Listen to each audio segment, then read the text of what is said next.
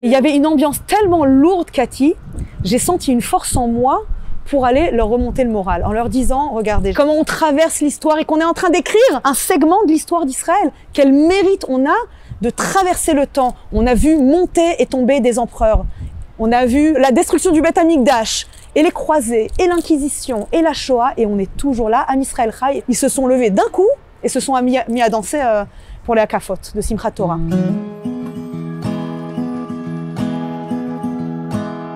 Alors il y a parfois la possibilité de rencontrer des Wonder Woman, de lire des histoires de Wonder Woman, mais là, aujourd'hui, Liora Choucroune, j'ai la chance de rencontrer une Wonder Woman en vrai, une amoureuse d'Israël, Wonder Woman. Une amoureuse d'Israël avec beaucoup d'énergie. Quand tu avais 18 ans et que tu as annoncé à tes parents à Strasbourg, parce que tu vivais à Strasbourg, que tu allais passer un an en Israël. J'étais pas très enthousiaste, mais ils m'ont laissé quand même la possibilité de faire cette expérience. Mais le deal, c'était que tu reviennes. Le deal, c'était que je revienne. Ce qui s'est passé, c'est que quand l'avion a atterri, j'ai senti que j'avais reçu une nouvelle Neshama. C'est quelque chose que j'arrive pas encore à expliquer aujourd'hui. J'ai reçu quelque chose de nouveau. Je me suis sentie alignée à ma place, alignée avec mes valeurs, à ma place. Pourquoi c'était difficile la vie à Strasbourg? Non, pas du tout. T'avais l'air. C'était très bien monté de basket. J'ai adoré, j'adore encore Strasbourg. J'ai adoré ma vie à Strasbourg. J'adore cette ville. Mais je me suis sentie connectée en fait, complètement alignée, connectée et en symbiose avec la terre, avec le peuple. Ça, c'était à la descente de l'avion. Je connaissais rien à Israël. Hein.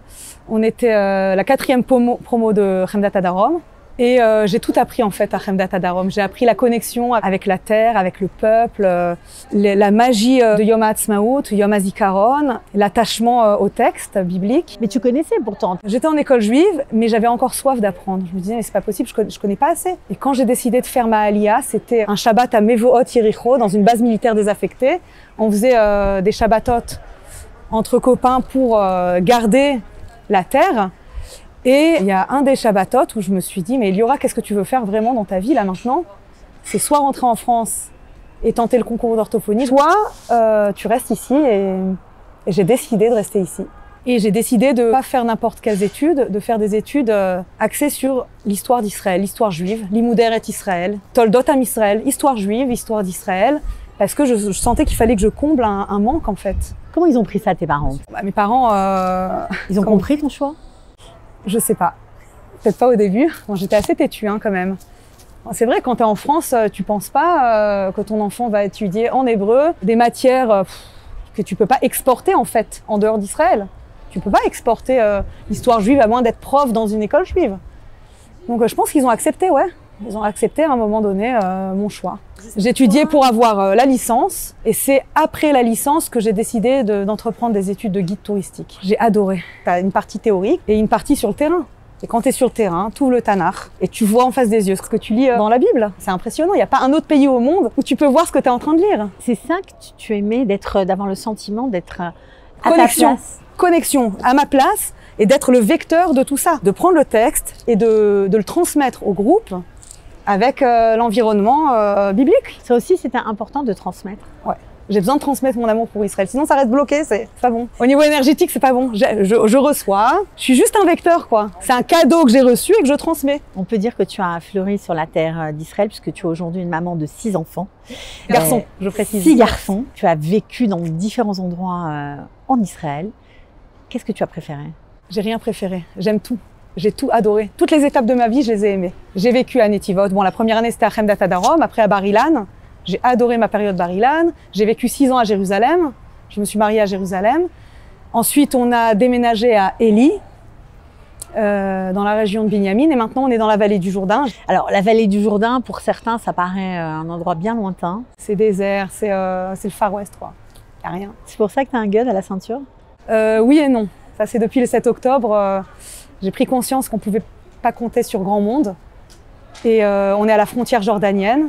Je peux compter que sur moi-même pour protéger mes enfants. Et je pense aussi que les femmes dans les kibbutzim le 7 octobre auraient aimé avoir un moyen de se défendre. Tu as demandé un permis de port d'armes au lendemain du 7 octobre? Tout de suite un permis de port d'armes. Je l'ai obtenu longtemps après parce qu'il y avait une liste d'attente énorme. J'ai appris à tirer. J'espère ne pas en avoir besoin, jamais. Dans quel état tu étais quand la guerre s'est déclenchée? Avec des énergies positives gonflées à bloc. Une semaine avant le 7 octobre, j'ai eu un coup de fil du CEJ. Je donne des conférences par Zoom depuis le Corona au CEJ, où je fais découvrir des sites bibliques par rapport à la Parashat Hashavua. Et là, ils m'ont demandé de donner une conférence pour la veillée d'études de Hoshana Rabbah, donc le 5 octobre. Et je vois la liste des intervenants, je vois que des rabbinim. Je me dis, mais qu'est-ce que tu veux que je fasse? Je suis pas rabbinite, c'est pas mon métier, je sais pas quoi dire. Vraiment, j'ai pas de sujet, quoi. J'ai pas de sujet pour ce genre de conférence. Et j'ai eu une idée lumineuse, un éclair, prophétie, je sais pas ce que j'ai eu. J'ai dit, tu sais quoi, je vais faire une conférence sur les fêtes de Tishri dans les guerres d'Israël. Et je me suis mise à bachoter pendant une semaine les histoires d'héroïsme du Rav Eli Sadan, qui était à la frontière, qui était en Égypte, du Rav Chaim Sabato, de Hanan Porat. Chaim Sabato pendant la guerre de Kippour. Pendant la guerre de Kippour. En plus, c'était les 50 ans de la guerre de Kippour. Toutes ces histoires d'héroïsme et de fierté et de comment, dans des fossés de missiles d'obus, comment ils ont construit une soukha, comment dans l'enfer, ils ont pu danser à Simchat Torah, comment ils se sont débrouillés pour avoir des loulavim et des etrogim. Et je me suis injecté ça pendant une semaine d'histoire d'héroïsme. Et je me suis dit, attends, je vais pas seulement partager ça à la conférence Zoom, je vais aussi partager ça à mes enfants. Et pendant Chol HaMoed Sukkot, je les ai pris sur le plateau du Golan, là où il y a eu des combats héroïques, à Emek Habacha, l'histoire de Avigdor Kahalani, les tanks, etc. Et je suis venue gonfler à bloc à cette conférence, avec beaucoup de fierté nationale et beaucoup de fierté d'appartenir à ce peuple. Et quand le 7 octobre, notre village a commencé à se vider de ses hommes, on était dans le Kiddush de Simchat Torah, il y avait une ambiance très lourde. L'ambiance de la guerre de Kippour, l'attaque surprise, et tout le monde qui se prépare, mon mari qui se prépare aussi, les rabbinim qui étaient dépités, et encore on connaissait rien. On savait que des terroristes avaient franchi la frontière avec Israël. Et il y avait une ambiance tellement lourde, Cathy, j'ai senti une force en moi pour aller leur remonter le moral, en leur disant, regardez, je viens de donner une conférence justement sur les fêtes d'Israël dans les guerres d'Israël, à commencer par Bar Korba.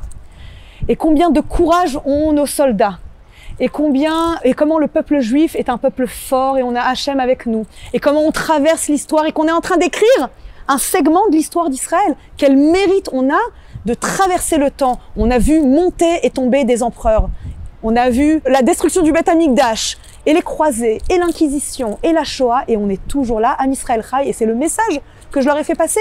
Ils se sont levés d'un coup, et se sont mis à danser pour les Hakafot de Simchat Torah. J'étais portée par une énergie positive. Maintenant, cette énergie-là, alors c'est une euphorie. Évidemment, ça tient pas dans la durée, mais ça m'a aidée les premiers jours à tenir. Alors, comme beaucoup de mamans, tu es restée très longtemps, quasiment toute l'année seule avec tes enfants. Alors évidemment, j'imagine avec le soutien du village, parce que dans ces endroits-là, il y a beaucoup d'entraide. Mais tu as aussi eu du soutien des Juifs de diaspora, et ça, c'est absolument extraordinaire. Ouais. Le 8 octobre, j'ai pris la décision, en fait, de deux choses. J'ai pris la décision de ne pas écouter les infos et de ne pas regarder les vidéos et toutes les images horribles qui passaient sur les réseaux pour préserver ma santé mentale. Et deuxième décision que j'ai prise, c'est d'être active pour les autres, pour réduire l'anxiété. Je pense que pour réduire l'anxiété, j'étais vraiment focus sur me préserver mes enfants et agir. Et agir, c'est-à-dire faire des lessives pour les soldats, organiser des repas. Ça veut dire, même si moi je suis femme de soldat, c'était organiser des repas et des soirées pour femmes. Il y a des cercles de parole aussi qui ont été organisés. Il y a eu une entraide incroyable au sein de mon village. Maintenant, ce qui est extraordinaire dans notre peuple, c'est qu'on est un peuple soudé aux quatre coins du monde. Et j'ai reçu énormément de soutien de juifs de diaspora et de non-juifs, soit des anciens participants à Taglit, soit des personnes que j'ai guidées par le passé, des amis, de la famille. Extraordinaire, tout simplement extraordinaire. Je vais te donner un exemple. En avril, on a fêté la bar mitzvah de mon fils, et la période qui a précédé la bar mitzvah, les quelques mois qui ont précédé, j'étais pas bien, quoi. J'étais focus sur survivre au jour le jour, je fais pas de projet pour demain, je suis concentrée sur la journée que j'ai en face de moi. C'était déjà beaucoup. Et c'est déjà beaucoup, et c'était aussi beaucoup accepter d'être en position de faiblesse, et vraiment me redonner à moi-même de l'amour propre. Ça, c'était important pour moi, de me préserver, d'accepter que aussi j'ai des côtés qui sont aussi faibles et qui ont besoin de chemla et de miséricorde. Il y a une follower sur Instagram qui a vu mes stories et qui m'a dit, écoute, on a un groupe de mamans de France et on aimerait aider les femmes de soldats. On peut t'aider dans tous les domaines, si tu as besoin d'un psy, si tu as besoin de parler à quelqu'un, si tu as une fête dans ta famille et que tu as besoin d'une maquilleuse, d'une coiffeuse, on est là. Je lui dis, tu sais quoi, ça tombe bien, j'ai une bar mitzvah. J'ai une bar mitzvah, coiffeuse, maquilleuse, j'habite trop loin. Et elle me dit, écoute, tu sais quoi, on va prendre en charge les vêtements. Je lui dis, mais écoute, c'est ridicule, je te connais même pas. On se connaît pas, quoi, en fait. Qu'est-ce que tu vas m'acheter maintenant des vêtements? Elle me dit, envoie-moi les tailles des enfants. Et on s'en occupe. Et j'étais très gênée. C'est difficile d'accepter de recevoir de l'aide, mais j'ai vu que ça lui faisait aussi, que ça l'aidait aussi à elle, qui se sentait inutile en France. Ça l'aidait aussi à elle. Et j'ai accepté. Elle m'envoyait des modèles. Je lui dis, écoute, tu sais quoi? J'ai pas la tête à ça, en fait. Je suis fatiguée, j'ai pas la tête à ça. Je suis saturée, j'arrive pas à réfléchir. Je te fais confiance. Elle me dit, non, c'est quand même important, c'est la bar mitzvah de ton fils. Et vraiment, en quelques messages, elle m'a tout envoyé, tout neuf. J'ai tout reçu tout neuf, les tailles impeccables pour les gosses. C'est incroyable. Incroyable, incroyable. Et c'est mon ange gardien. Elle continue à m'envoyer des messages de soutien. Inoubliable. Je peux pas oublier l'aide que j'ai reçue, de tout ce que j'ai reçu. Je t'ai dit que je faisais des machines pour les soldats. En voyant le nombre de machines que je devais faire, j'ai des participants de Taglit qui m'ont envoyé de l'argent pour acheter une machine à sécher, un sèche-linge. Je sais pas où tu vois ça dans le monde entier. Ah, Israël, il y a un peuple. C'est un truc de dingue. Qu'on est tous concernés, où qu'on soit. C'est dingue. J'ai pas de mots, vraiment, à part merci et que Dieu leur rende au centuple ce qu'ils ont aidé. J'ai pas de mots pour remercier ces gens-là. Après le 7 octobre, la guerre du bien et du mal, quand on a voulu nous massacrer et nous mettre à terre, c'est augmenter le bien. Augmenter le bien dans le peuple. T'es bonne dans quelque chose, t'es bien dans quelque chose. Faut y aller à fond. Vas-y, non, augmente. Tu sais faire des gâteaux, mais c'est ce que je dis aussi aux gens en France qui se sentaient inutiles au début de la guerre. Tourner en rond et qui étaient avec les infos toute la journée, augmente le bien. Tu fais bien des gâteaux, fais-en encore un autre pour celle qui vient d'accoucher dans ta communauté. T'es bon en maths, donne un cours. Augmente ce que tu sais faire, fais-le encore mieux. Ça aide à être plus heureux aussi. Quand tu te tournes vers les autres, quand tu donnes aux autres, de toute façon, ça t'aide à être plus heureux, bien sûr. Tu as connu quand même des grandes villes en Israël, vivre dans le nord, dans un endroit en pleine nature assez reculé. Cathy, je viens de Strasbourg déjà. Tu me dis, j'ai vécu dans plusieurs villes en Israël, mais je viens de Strasbourg, n'oublie pas quoi. Rien à voir. Tu me dis, quel rapport entre Strasbourg et là où j'habite maintenant? Il y a 360 degrés à la ronde, t'as rien quoi. Il y a une base militaire de Kfir et c'est tout ce qu'il y a. Il y a rien. Comment on se confronte à ça? Comment on arrive dans ces endroits-là? D'abord. Et comment on survit? Comment on survit? Alors d'abord, quand j'ai vécu à Eli, je travaillais dans une cave à vin à Psagot. Et ma patronne de la cave à vin habite là où j'habite aujourd'hui. Et à chaque fois, elle me poussait à venir habiter dans son petit village de 30 familles. Je dis, mais rien à voir, c'est pas pour moi. C'est excentré, quoi, il n'y a rien. Et quelques années après, on est venu lui rendre visite. Et on est tombé littéralement amoureux du paysage, de la communauté. Écoute, depuis que j'ai vécu à Eli, on a décidé d'habiter dans des endroits où on voit le Tanakh en face des yeux. À Eli, on était au-dessus de la route des patriarches, là où Abraham, Yitzhak et Yaakov sont passés. Et on était juste à côté de Shiloh, là où il y avait le tabernacle pendant 369 ans. Et là, ce qu'on a en face des yeux, il y a le Nahal Yabok, où Yaakov s'est battu avec l'ange et a reçu son nom Israël. Donc voilà, en face des yeux. Incroyable. C'est non seulement l'adaptation à Israël, mais aussi l'adaptation à un village, quoi. Bon, déjà, l'adaptation à Israël, j'ai déjà fait un switch dans ma tête. J'ai eu un changement de disquette, il y a eu un déclic dans ma tête où je peux pas comparer avec ce qu'il y avait en France. C'est indispensable, ça, pour réussir son alliance. Ouais, tu peux pas comparer, il faut se mettre dans un nouveau mood. Maintenant, en Israël, moi, ce que j'ai appris des Israéliens, c'est l'audace. Quand on est passé de Jérusalem à Eli, maximum, ça marche pas, on revient à Jérusalem. Il y a toujours des solutions. Moi, je suis pour tenter les choses. Je suis pour y aller. C'est quelque chose que j'ai appris des Israéliens. Ça t'a aidé dans ta vie, ça? Ouais.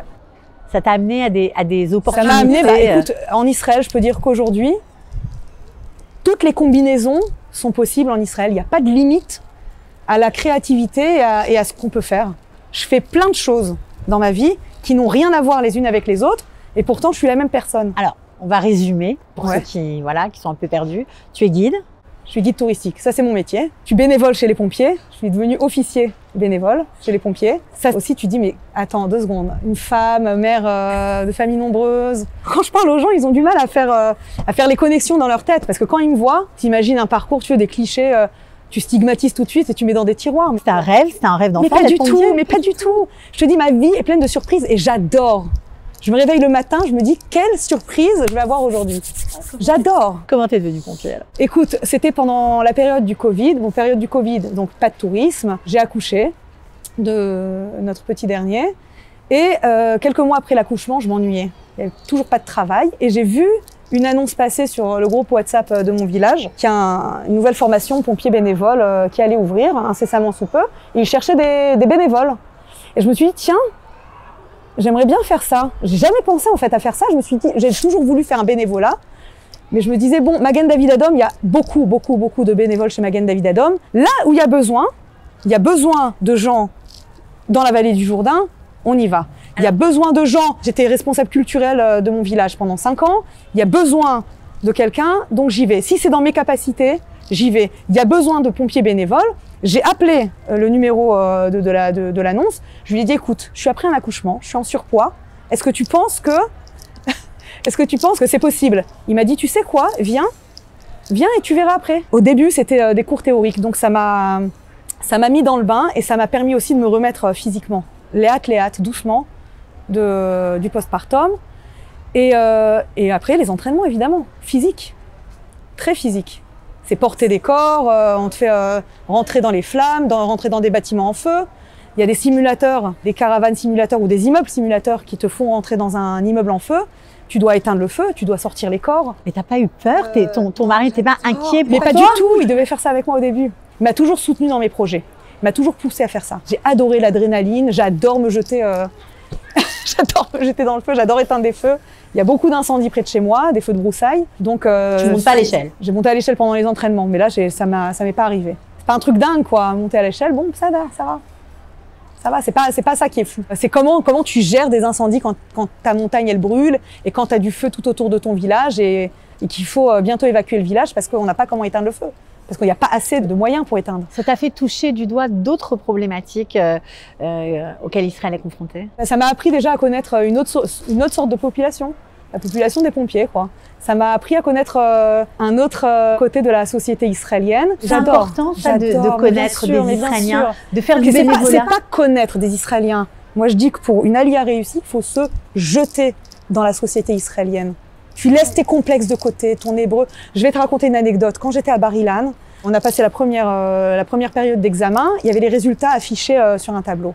Et je vois mon nom, Liora, Saba, Nirshal. Et je vais au secrétariat, je lui demande qu'est-ce que ça veut dire Nirshal? Elle me dit ça veut dire que tu as échoué. J'avais échoué dans toutes les matières. J'ai pleuré, je me suis dit je comprenais pas, c'était difficile. Je me suis dit mais mince. Et de cet événement-là, j'en ai fait une force. Je me suis encore plus collée aux Israéliens qui m'ont beaucoup aidée et j'ai pu surmonter ça. Et t'as pu réussir. Y a pas. Et si on te dit non, tu vas chez quelqu'un d'autre, et il te dit non, tu vas chez quelqu'un d'autre, faut oser. C'est ça. C'est l'audace, c'est oser, c'est être un peu khatsouf, avoir la chutzpah, avoir le culot. Tu mets tes complexes de côté, l'accent de côté, on s'en fiche de tout ça. Je pense aussi à autre chose, c'est de voir les Israéliens avec bienveillance, avec Aïn Tova. Ils ont tellement à nous apprendre. Leur franc-parler, leur sincérité, leur légèreté d'esprit. Moi, j'adore. J'adore, et c'est la raison pour laquelle on a toujours vécu dans des endroits complètement israéliens. Quand on était à Eli, on savait même pas qu'il y avait des francophones là-bas. Et là où on est, il n'y a pas de francophones. Tu nous as parlé de ton expérience en tant que pompier. Tu nous as parlé du fait que tu as été, on va dire, responsable culturel au village. Alors ça veut dire quoi, responsable culturel, quand on a grandi loin d'ici? Est-ce qu'il faut que tu t'adaptes pour savoir ce que les gens recherchent, ce que les gens ont envie de voir, d'écouter, d'apprendre? C'est pas du tout les mêmes besoins. C'est déjà vraiment renforcer la communauté en fait. Renforcer, proposer des activités ou des soirées à thème pour la communauté. Par exemple, on a ramené une fois pour l'anniversaire du village un grand batteur qui nous a fait un atelier de batterie et de percussion. On a ramené un mentaliste pour le Shabbat avec un concours de Dafina. On a fait un concours de Dafina pour Kiddush. Ouais, c'est vraiment s'adapter à la population. Je fais beaucoup de veillées chants, des veillées à thème. J'ai appris l'hébreu beaucoup grâce aux chansons israéliennes. Alors ça aussi, c'est un conseil à donner aux jeunes qui arrivent. Bon, aujourd'hui, tu dis ok, regarde sur Netflix des séries israéliennes. Moi, je dis là, ça dépend. Il y en a qui sont plus visuels. Moi, je suis plus dans l'audition. Ça t'a aidé vraiment? Complètement. Yehudit Ravitz, Matika Spiari Kanstein, Yorapta Arlev. Et je fais des soirées à thème chez moi j'entretiens ça. Et plus j'organise des veillées, plus je comprends les nuances des textes, par exemple. J'adore. Je vibre avec les chansons israéliennes, ça me fait vibrer. Tous les vendredis, j'allume la radio, je prépare mon Shabbat qu'avec les vieilles chansons israéliennes, pas les chansons modernes, les vieilles chansons israéliennes. C'est quoi ta chanson de l'Aliyah? Oh, je sais pas, c'est peut-être Shlomo Artzi. Laquelle? Ilo Yodat m'a ouvert à l'ail. Il y avait Tipex à l'époque, Shlomo Artzi, un peu Eyal Golan. C'est pas trop mon délire, les chansons orientales, mais Yehudit Ravitz. Yehudit Ravitz, Mati Kaspi. Laquelle, Yehudit Ravitz? Ki shiri u bakol baruach.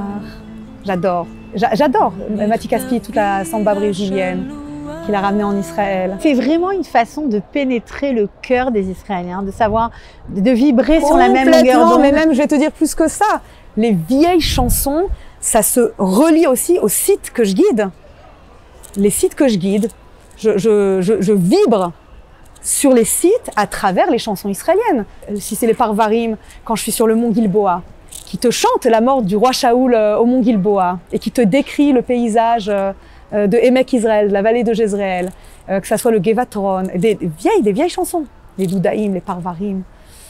J'adore. Entre le fait d'être pompier, maman à plein temps, guide, etc., donner des conférences, tu as décidé de prendre en charge la direction des crèches de ton village. Ah ouais, mais ça c'est délirant, c'est une histoire, c'est improbable.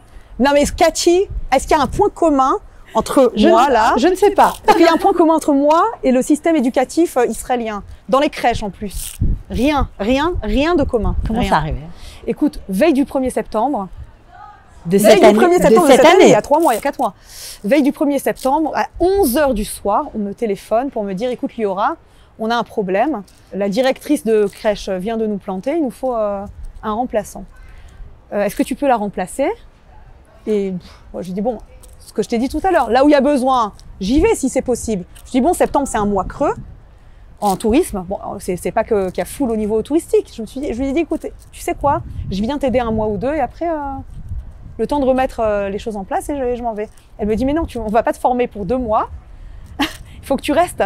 Tu restes à l'année en fait. À partir du moment où j'ai accepté, Cathy, écoute, c'est une crèche où il n'y a pas de directrice depuis 3 ans, personnel catastrophique, insalubre, complètement écroulé. La crèche s'était complètement écroulée. À partir du moment où j'ai dit oui, j'ai transformé dans ma tête ce travail-là en mission, en projet, en mission. C'est-à-dire que le premier message que j'ai envoyé aux parents et aux éducatrices, c'est « Bonjour, je m'appelle Liora, je suis la nouvelle directrice. On a le mérite de faire grandir des enfants dans la vallée du Jourdain, en Eretz Israël, après 2000 ans d'exil. Et au-delà des couches, au-delà des biberons, au-delà des difficultés, voyez le beau projet qu'on a de faire grandir des enfants israéliens sur leur terre, après 2000 ans d'exil. Ça, c'était mon message. Et toutes les difficultés qui viennent, parce qu'il faut que je commence tout à zéro là. C'est-à-dire, c'est moi qui peins les murs de la crèche. Je fais tout. Je vais te dire un truc. J'ai commencé à gratter les tiroirs où il y a les noms, tu sais, tiroirs des gamins avec les étiquettes. Je suis tombée, c'est comme l'archéologie. Une couche, encore une couche, encore une couche, je gratte. Je suis arrivée sur le nom d'une gamine qui a 19 ans aujourd'hui. Je t'en prie, c'est quoi ça? J'ai décidé vraiment d'en faire un projet. Un projet et d'ouvrir les chakras pour ramener des bonnes éducatrices. Et ma vision, c'est qu'il y ait, depuis l'entrée du village jusqu'à la crèche, une longue file d'attente d'éducatrices qui veulent travailler que chez nous. Et c'est en train de se réaliser. J'adore ce que je fais. J'adore ce que je fais parce que j'ai transformé en projet. C'est-à-dire les gamins, je fais ce que je sais faire, c'est-à-dire les sortir en tioul dans les rues, faire des cueillettes. En ce moment, c'est les citrons et les mandarines. On a eu la cueillette des olives. J'adore. Beaucoup de jeunes qui nous regardent, des parents aussi qui nous regardent, qui sont en France, sous la pluie, parfois sous la neige, en Europe, ça dépend, qui aimeraient venir en Israël, mais qui n'arrivent pas à passer le pas. Pour qui concrétiser ce projet, puisque tu parles de projet, ça paraît impensable. Et il y a aussi une peur de l'inconnu, une peur du lendemain, de ne pas savoir ce qu'on va faire, de pas savoir quel métier on va faire, quelles études leurs enfants vont faire, est-ce que ça va marcher, est-ce qu'on va réussir à s'intégrer, est-ce qu'on va gagner de l'argent, parce que ça aussi c'est une préoccupation de plus en plus importante. Je comprends toutes ces préoccupations. Maintenant, moi, je suis dans un autre état d'esprit, dans un état d'esprit de toute façon, on contrôle rien. Et tu fais avec ce que tu as. Je suis pas du tout dans l'angoisse du lendemain. J'accueille chaque journée comme une surprise. Je suis pas dans l'angoisse de ce qui va se passer, mais dans l'excitation de qu'est-ce qui va se passer. Je me projette pas trop loin non plus. Je me projette pas, il faut oser faire les choses. Si j'avais 2 conseils à donner, c'est oser, c'est être avec les Israéliens, déjà. Être avec les Israéliens, ne pas avoir, enlève tous tes préjugés, enlève tous les clichés que tu as sur les Israéliens, la politesse, etc. C'est des bêtises. Tu as bien vu que le 7 octobre, les Israéliens ont fait le chemin inverse de ce qu'il faut faire. Quand tu es face à un danger, tu fuis. Eux, ils se sont jetés dans la gueule du loup pour arrêter le danger.